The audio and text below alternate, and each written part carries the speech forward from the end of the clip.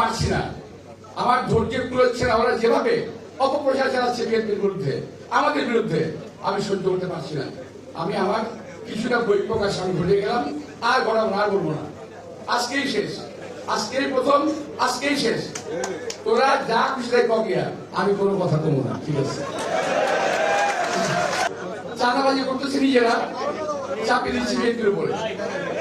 কিন্তু দুর্ভাগ্য আমাদের, ওদের সরকার ক্ষমতায়, আর আপনারা বলেন যে বিএনপি চাঁদাবাজি করে।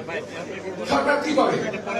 বিএনপির হাতে যে ক্ষমতা ছিল, সেই ক্ষমতা দিয়ে এই পর্যন্ত প্রায় ৬,০০০ কোটিকে বহিষ্কার করা হয়েছে।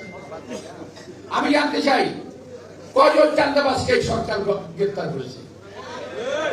পদ্মা সেতু, মেট্রো রেল এবং এলিভেটেড এক্সপ্রেসওয়ে নির্মাণের গর্বিত অংশীদার বসুন্ধরা সিমেন্ট। একজন চাঁদাবাজ গ্রেফতার করে নাই, কারণ তাদের সকলের চাঁদার মাপ পরিমাপ অনেক বেশি।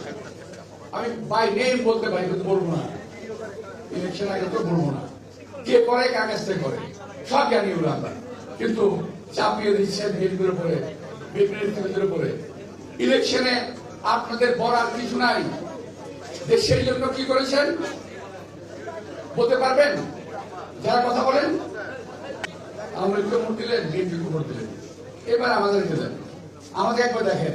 কেন ভাই, ৭১ আপনারা দেখি নাই কিভাবে মানুষকে প্রযোজনা করেছেন, কিভাবে দালালি করেছেন, কিভাবে আমার মা বোনদের ইজ্জত হানি করেছেন, এটাকে আমরা ৭১ দেখি নাই। আবার আরেকজন করে জানেন, ওদের বলার কিছু নাই। বলে আমরা কি একটা যোদ্ধা, বলে ওরা যোদ্ধা, একটা যোদ্ধা হয়। আমরা মুক্তিযোদ্ধা, ওরা আরেকটা যোদ্ধা। ভাই আমরা তো মুক্তিযুদ্ধকে দেশ স্বাধীন করেছি, তোমরা কি স্বাধীন করেছো? তোমরা একটা অপশক্তিকে প্রতারিত দেশ থেকে বিতাড়িত করেছো, ঠিক আছে, একই করি, আমি স্বীকার করি। কিন্তু আমরাও আমাদের বয়সে এক সময় এরশাদের মতো, হাসিনার মতো স্বৈরাচারের পতন কিন্তু আমরা ঘটিয়েছি।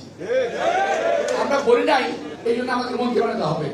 আর তুমি একটা কথা ঘোরাই করে আমার মন্ত্রী বানাতে হবে।